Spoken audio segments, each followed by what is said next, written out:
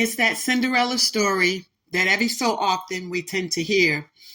We never envision it being labeled or attached to the New York Knicks. Jalen Brunson, Donte DiVincenzo, and Josh Hart.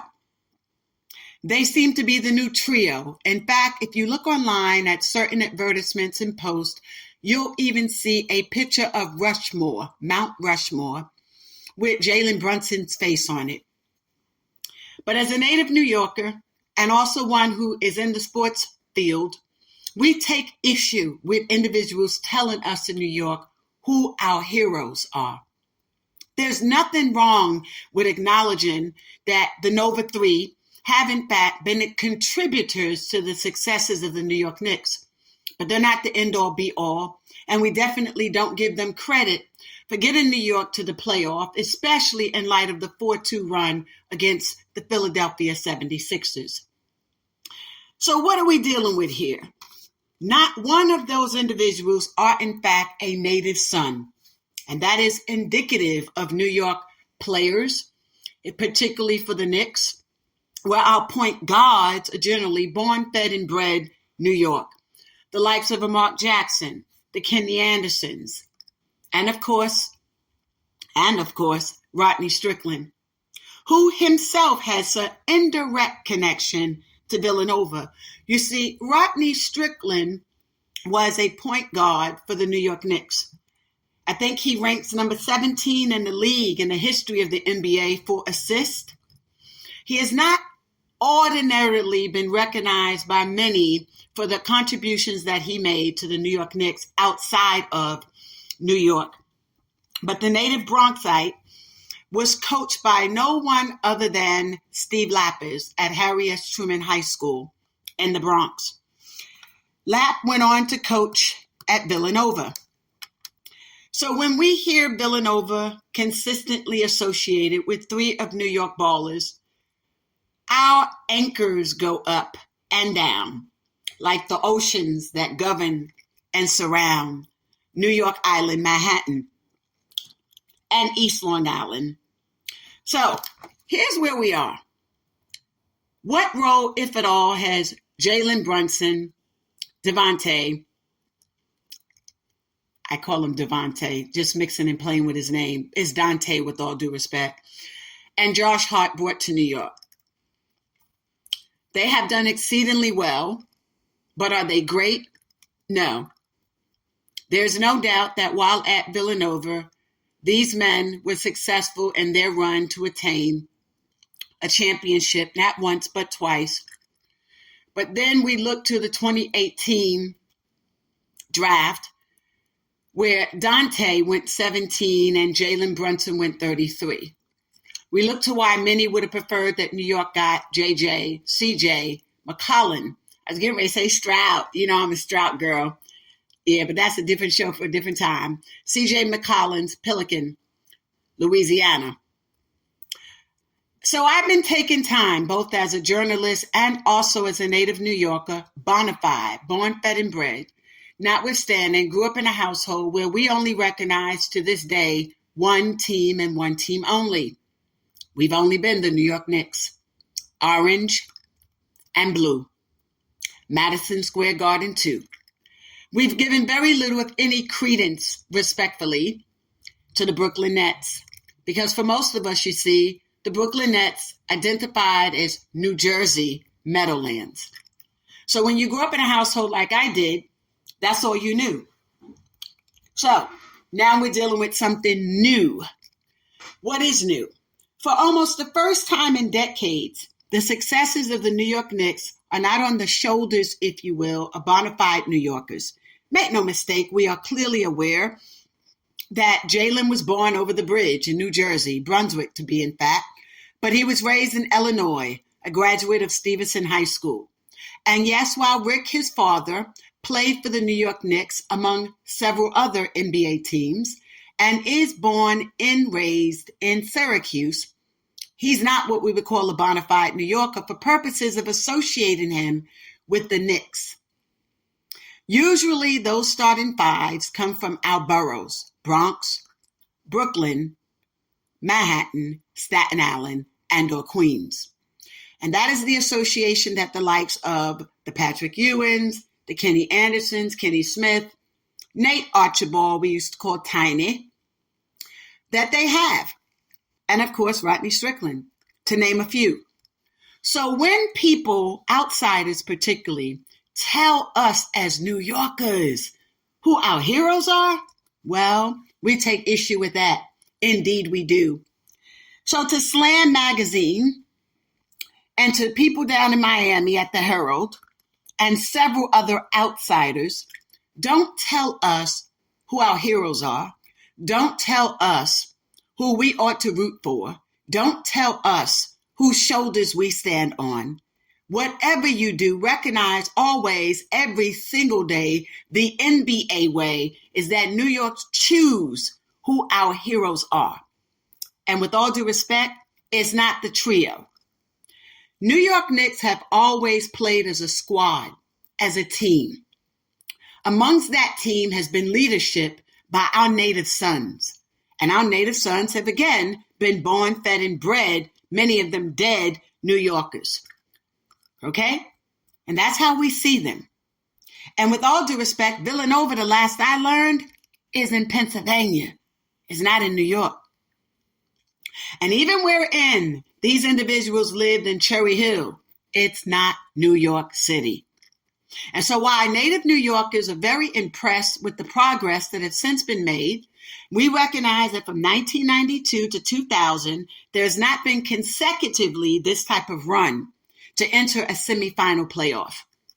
But we also recognize that there have been people who have been great contributors to the roster who have not gotten much credit. And so I want to utilize this opportunity to recognize that that 4-2 run against the Philadelphia 76ers did not happen because of the trio. No, players like Isaiah H. were instrumental. OGA was instrumental. Mitchell Robinson was very instrumental, including but not limited to sacrificing his body to return to the game. So when people start comparing Jalen Brunson and putting his face on Mount Rushmore, you take it too far. You have definitely taken it way too far. He has not yet deserved and or earned such accolades. When people begin to assert that he is better at this game than the one and only Rodney Strickland, I say, look at Rodney's records and his stats, and look at the time and the competition that Rodney Strickland was up against when he played. In my understanding, I stand to be corrected, he is an NBA All-Star ranking 17th in the league with assists, and not further behind in terms of points either, and his capacity and position in that space. But because he and others were native sons of New York, we have a certain level of respect, admiration, reverence, if you will, for him. Kenny Anderson, Kenny Smith, and others, Mark Jackson. Because we recognize the rank and file that they had to come through to get where they are. We recognize it. And there's a level of admiration to watch these young men come from K through 12, then entering collegiate space, and then return to New York to represent their city. And nobody represented the city like those men did. Is it Jalen's fault, along with Dante and Josh, that they're not native New Yorkers? Of course not. But when outsiders are trying to dictate to us who we ought to admire and respect, when outsiders are trying to tell us who we ought to give credit to for us now coming to this stage of entering into the Eastern Conference semifinals, I'm here to check you on that all day, every day, because this is the New York way, and this is how we play. We look to our leaders on the court, that dance floor, to represent New York, outside of and notwithstanding the team that they played for. So this is a unique time for us in New York, wherein we don't have a starting five, wherein the majority represent the five boroughs. and it's different for us. And we do need time to acclimate and adjust to that change. But let us be clear. When we look at the 6 games and the 4-2 run against the Philadelphia 76ers, we recognize that the successes in those games were not predicated and or attributed solely to who you call the trio, the Nova Boys. Again, we recognize that the Nova Boys have 2 chips, NCAA champions in basketball. We recognize their place in NBA history as it pertains to New York right now being on this Eastern Conference run. But we also recognize the work that has been done along the way. OGA scored 16 points and about 17 rebounds in Game 3, if I stand to be corrected. And Mitchell Robinson sacrificed his body, unlike any other player, in Game 4. Okay? Wherein he sustained a brutal injury as a proximate and actual cause of the acts committed by Joe Ingles, who clearly demonstrated to the world that he lacks professionalism, sportsmanship, and an overall good work ethic when he is faced with dilemmas regarding who should and should not be called for fouls. And in his anger at the officials and the manner in which they were officiating the game, he took it out on one of his teammates. While they don't share the same team, they have a brotherhood of eternal order as members of the NBA. And the last thing that you want to do is to injure another player. This is particularly true when you look at the fact that he has glass knees, and they shattered him in Game 5 and in Game 6. And even wherein they won Game 5, Philly had to work for it. We were disappointed that New York did not win it at home, where there could have been a celebration of sorts, but we'll take it any which way we get. And I find sometimes it's better to take it in their house than at times your own.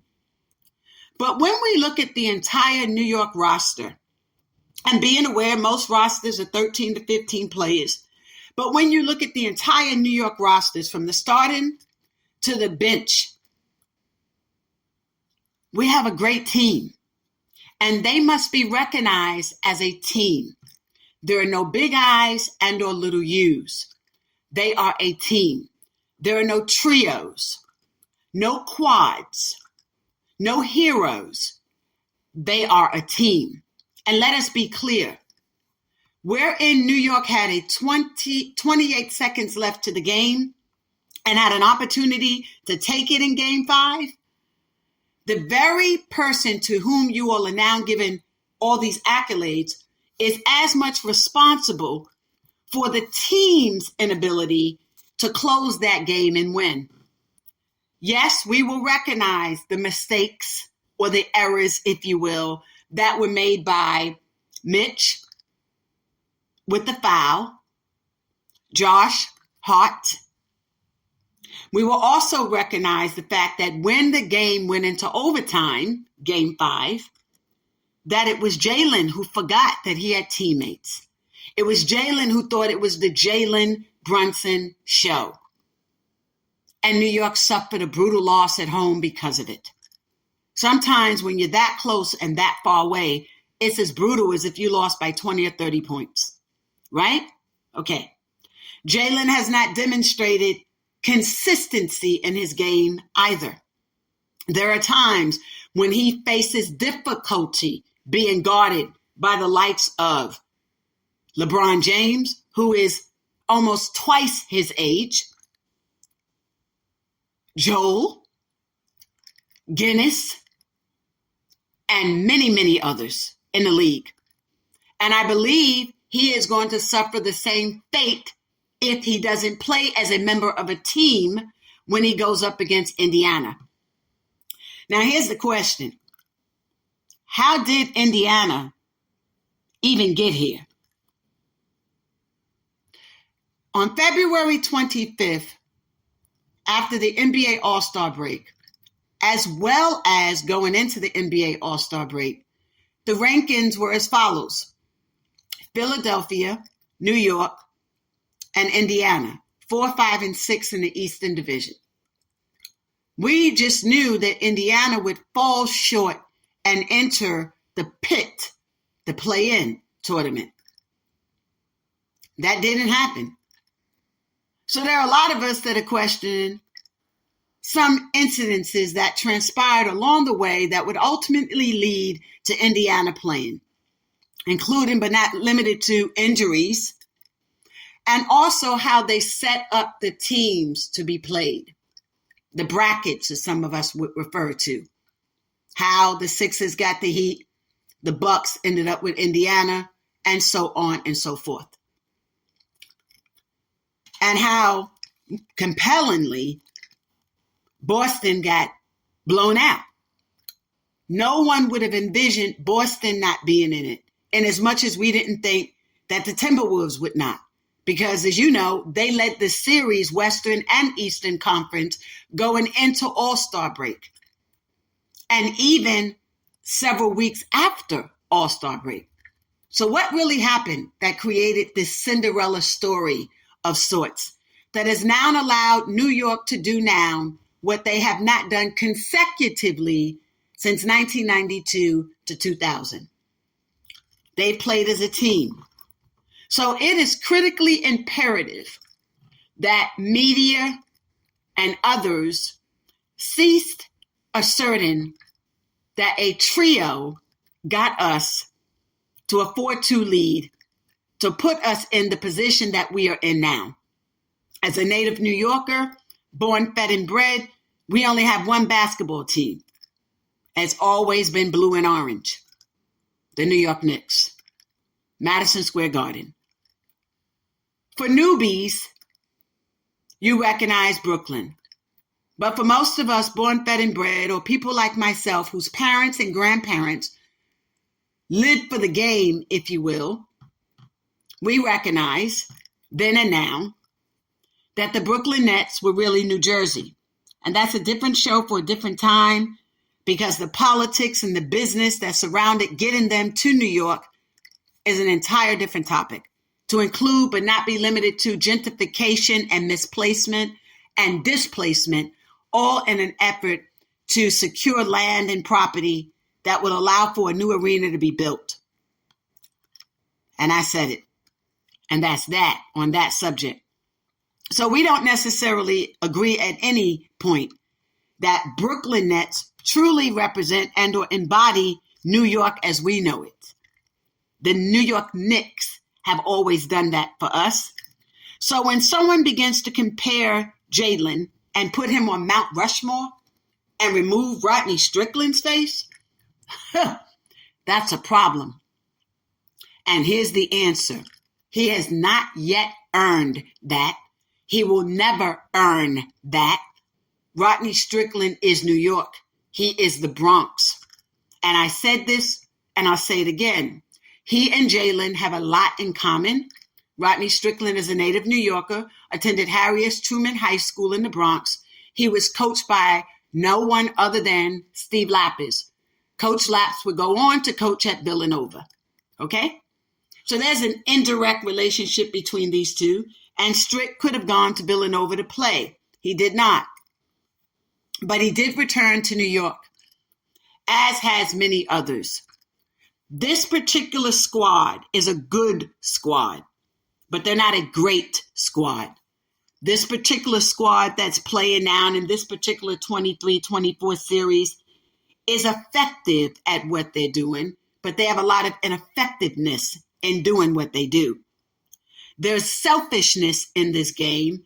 Jalen spends a great deal of time operating through the lens as if it is the Jalen show. We saw that evermore with the 28 seconds left in Game 5 and him entering overtime as though he had no other teammates. We recognize that while the media wants to create, for commercialization purposes, this trio of sorts, that wherein we know in New York that neither Jalen, Josh, or Dante are native New Yorkers. They are not our native son. Hart is from Maryland. DiVincenzo is from Delaware. And as you know, although Jalen was born in New Jersey, he's not a New Yorker. And although his father was born in Syracuse, he's not from the boroughs. There is something to be said, again, about watching, embracing, and loving the talent that comes from our black tops in New York to our AAUs, to our high schools, be it parochial or public, to our playground at the Polo Grounds, to now the dance floor at Madison Square Garden. And we're just not going to let outsiders dictate the who, what, when, where's, how, and why, who governs and or controls. We don't believe in heroes in New York. We believe in teams. Let me repeat that. We don't believe in heroes in New York. We believe in teams. We don't believe in trios in New York. We believe in teams. So there are no big I's and or little U's. There are no individuals, no trios, no heroes. It is a team effort. That includes Toppin, OG, Isaiah H., and the rest of the squad.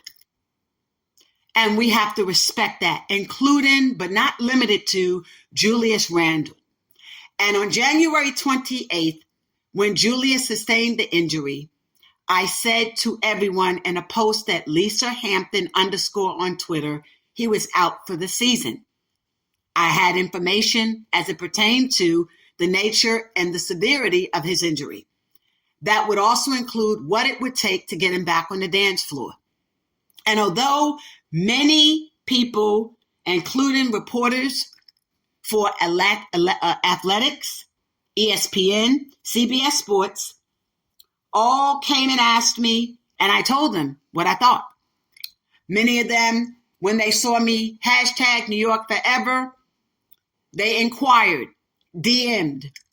But then Wujo, Adrian, still reports that he's coming back after All-Star. And I respond to that post and said, Julius is out. He's not coming back. And he has not. The nature of the injury that he sustained is almost attributed, at least for the season, as career-threatening. But what does that mean for him? We must recognize what he did for the team from the exhibition games through the beginning of the regular season, right into All-Star break.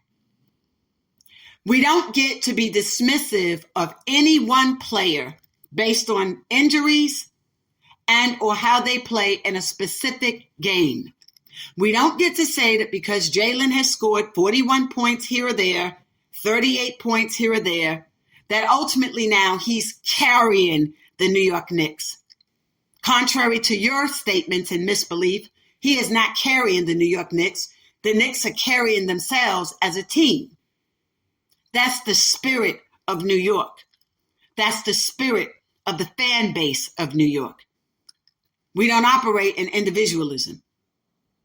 New York is about team spirit. And it is that team spirit that despite winning or losing, New Yorkers are not bandwagon fans. We don't jump on when you're winning and jump off when you're losing. We remain true to the colors of orange and blue, 24/7.